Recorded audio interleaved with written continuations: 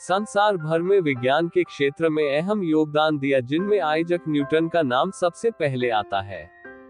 हम सभी ने बचपन में उनके सिर पर सेब गिरने और उस घटना को आधार बनाकर की गई गुरुत्वाकर्षण बल की खोज को अवश्य ही पढ़ा है।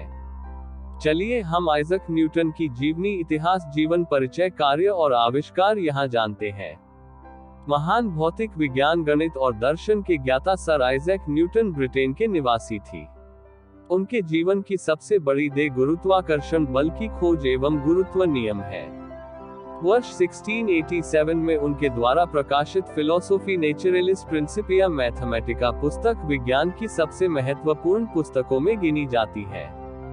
न्यूटन ने खगोल शास्त्र से जुड़े केपलर के नियमों के साथ गुरुत्वीय बल की निरंतरता भी सिद्ध की। सर आइजैक न्यूटन की जीवनी में हम उनके इतिहास और संपूर्ण जीवन को शॉर्ट में समझने का प्रयास करेंगे। 4 जनवरी 1643 को इनका जन्म वुल्स्टोर्पे बाय कोलस्तेरवर्थ, लिंकनशायर, जर्मनी में हुआ था। जन्म से 3 माह पूर्व पिताजी चल बसे थे। न्यूटन की मां उन्हें छोड़कर चली गई तथा एक और शादी कर ली। इन्होंने अपनी दादी माँ के साथ शुरुआती जीवन बिताया। वह कई बार अपनी माँ के साथ सौतेले पति के घर भी जाता था, मगर अपनी माँ द्वारा दूसरी शादी करना कतई पसंद नहीं था। एक बार गुस्सा होकर न्यूटन ने उसका घर तक जलाने की धमकी दे डाली। कुछ सालों बाद न्यूटन के सौतेले पिता की मृत्यु हो गई और वह अपनी माँ के साथ पैतृक गांव लौट आए। न्यूटन की मां चाहती थी कि वह खेती का काम करे, मगर उन्हें यह पसंद नहीं था। वह आगे पढ़ाई करना चाहता था। सर न्यूटन ने बेसिक स्कूली शिक्षा अपने गांव में ही प्राप्त की थी। जब न्यूटन की उम्र 12 साल थी तो इन्हें क्लार्क के घर भेज दिया, जो ग्रंथन गांव में रहते थे तथा पेशे से एक फार्मासिस्ट थे। न्यूटन यहां रहकर ही किंग स्कूल जाया करते थे। क्लार्क के घर विज्ञान की पुस्तकों तथा प्रायोगिक उपकरण पर्याप्त थे। न्यूटन इन्हीं समस्त पुस्तकों को पढ़ा करते थे तथा खाली समय में छोटे बड़े प्रयोग भी करते थे।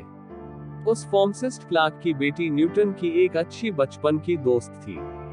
न्यूटन उनके खेलने के लिए कई यंत्र बनाया करते थे। इन्होंने फ्लोटिंग लालटेन, लाइव माउस और सूर्य डायल से चलने वाली पवन चक्की भी इन्होंने वहां रहते हुए बनाई थी। यह उनकी विज्ञान के प्रति लगन और विद्वता को दर्शाती है। इस तरह न्यूटन वहां रहकर न केवल अध्ययन करते थे, बल्कि अपने ज्ञान से वह प्रयोग करने में भी सफल हो चुके थे। क्लार्क के पास रहकर ही इन्होंने इंटरमीडिएट पास की। मात्र 19 वर्ष की अवस्था में ही इन्होंने स्नातक के लिए ब्रिटेन के ट्रिनिटी कॉलेज में दाखिला लिया और 1665 में स्नातक की पढ़ाई पूरी कर ली। वे आगे की पढ़ाई करके मास्टर की डिग्री पाना चाहते थे, मगर उस समय प्लेग महामारी का शिकार बन जाने के कारण उन्हें जर्मनी स्थित अपने गांव लौटना पड़ा। वर्ष 1666 से 1667 तक अपने घर पर ही रहे। यहां रहकर वे अपने कार्यों में निरंतर लगे रहे। अगले साल ये मास्टर डिग्री के लिए कैम्ब्रिज गए। यहाँ गणित के क्षेत्र में उनकी विद्वता से प्रभावित होकर गणित के प्रोफेसर ने अपना पद त्याग कर सर न्यूटन को दे दिया। इस तरह ये कैम्ब्रिज में गणित के प्रोफेसर के रूप में अध्ययन कराने लगे। गणित के प्रति इनकी अत्यधिक रुचि थी। यह वजह थी कि कैम्ब्रिज में गणित के प्रोफेसर के ये पसंदीदा शिष्य रहे। एक बार किसी अन्य पद पर सेवा के लिए उन्हें त्याग पत्र देना था, तो उन्होंने अपना पद सर न्यूटन को सौंपा और चले गए। जिस कॉलेज में न्यूटन ने मास्टरी करी, वही उनके शिक्षण करवाने का सौभाग्य भी मिला। सर न्यूटन ने प्रकाशिकी के क्षेत्रों में 1670 से 1672 तक निरंतर कार्य किया और कई महत्वपूर्ण यंत्र एवं नियमों को सत्यापित किया। यह उनका पसंदीदा विषय भी था। इन्होंने एक लेंस यंत्र बनाया जो प्रकाश के अपवर्तन तथा किरणों के अपवर्तित होने के बाद उन्हें देखने में सक्षम बनाता था। अपने शोध में न्यूटन ने प्रकाश की प्रकृति, रंग आदि पर कार्य किया। उन्होंने बताया कि सफेद प्रकाश कई रंगों से मिलकर बनता है। उनके इस सिद्धांत को भौतिकी में कलर थ्योरी के रूप में जाना जाता है। न्यूटन के बाद के कई भौतिकशास्त्रियों ने भी उनकी बातों का समर्थन किया।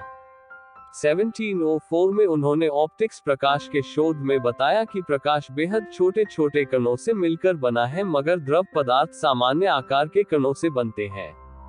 सार्वभौमिक गुरुत्वाकर्षण के न्यूटन के नियम में कहा गया है कि प्रत्येक कण ब्रह्मांड में हर दूसरे कण को एक बल के साथ आकर्षित करता है जो सीधे उनके द्रव्यमान के उत्पाद के आनुपातिक है और उनके केंद्रों के बीच की दूरी के वर्ग के व्युत्क्रमानुपाती है। न्यूटन की खोज। हम सभी ने न्यूटन के सेब गिरने की घटना और वहां से उत्पन्न हुए एक विचार की कहानी पढ़ी ही है। आज से 350 साल यानी 1660 के आसपास की यह घटना मानी जाती है। उस दौरान न्यूटन कैम्ब्रिज यूनिवर्सिटी में अध्ययनरत थे। प्लेग महामारी के कारण उत्तरी ब्रिटेन में स्थित अपने घर चले गए थे।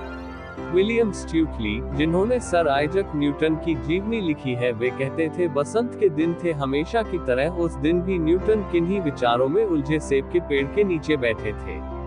अचानक उस पर सेब आ गिरा।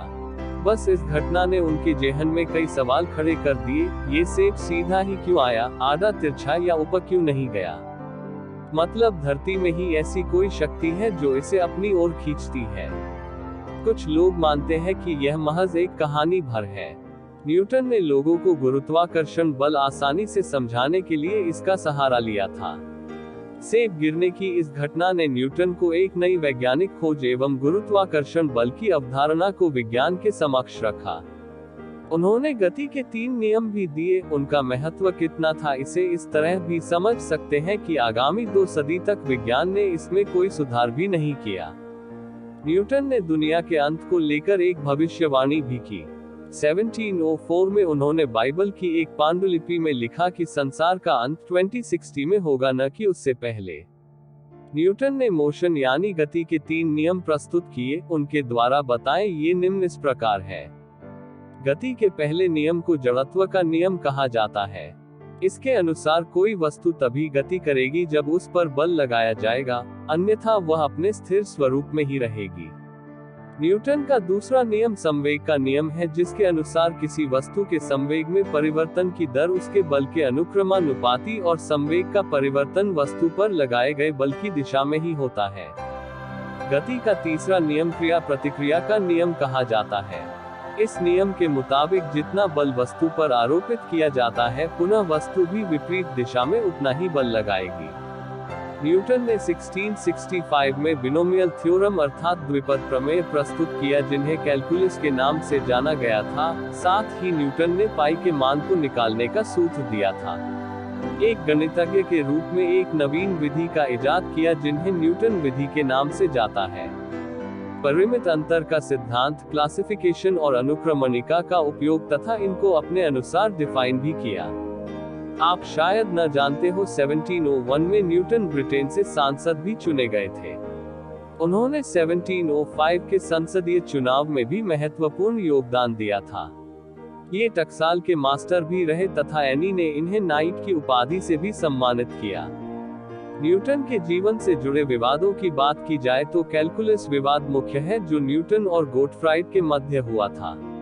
मुझे नहीं पता कि दुनिया मुझे किस तरह या किस रूप में दिखेगी, लेकिन मैं अपने आप को एक ऐसे बच्चे की तरह देखते हुए महसूस करता हूँ, जो समुद्र के किनारे पर खेल रहा है और अपने आप को बदल रहा है और वह एक सुंदर सा शक्ल धारण कर लेता है। लेकिन मैं ऐसा सोचता हूँ कि अभी भी मुझसे महान सच्चाई कोसों दूर है। यह कोटेशन न्यूटन का है, जो एक महान वैज्ञानिक थे।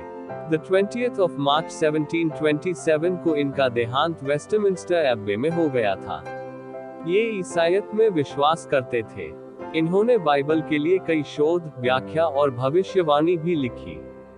भले ही इस इंसान को बीते 3 सदियां बीत गई हो, आज भी हम उसको उनके कार्यों के लिए याद करते हैं। न्यूटन के बारे में एक रोचक तथ्य यह भी है कि इन्होंने आजीवन विवाह नहीं किया था। मानव सभ्यता की प्रगति में जिन जिन विभूतियों ने अपना योगदान दिया, दुनिया उनकी मृत्यु के बाद सदियों तक उनके कार्यों के रूप में याद करती है। न्यूटन के योगदान को आज प्रत्येक विद्यालय की किताबों में पढ़ाया जाता है। उनके कुछ प्रसिद्ध कथन इस प्रकार हैं। उम्मीद करता हूँ दोस्तों, आइजक न्यूटन की जीवन का यह लेख आपको पसंद आया होगा। आपको वीडियो कैसा लगा? अगर अच्छा लगा तो लाइक करें, कमेंट करें और दोस्त लोग को भी शेयर करिए और चैनल अफजाल आइडिया सब्सक्राइब करना मत भूलिए, क्योंकि रोज इसी तरह के वीडियो आपको रोज मिलेंगे इस चैनल पर। धन्यवाद।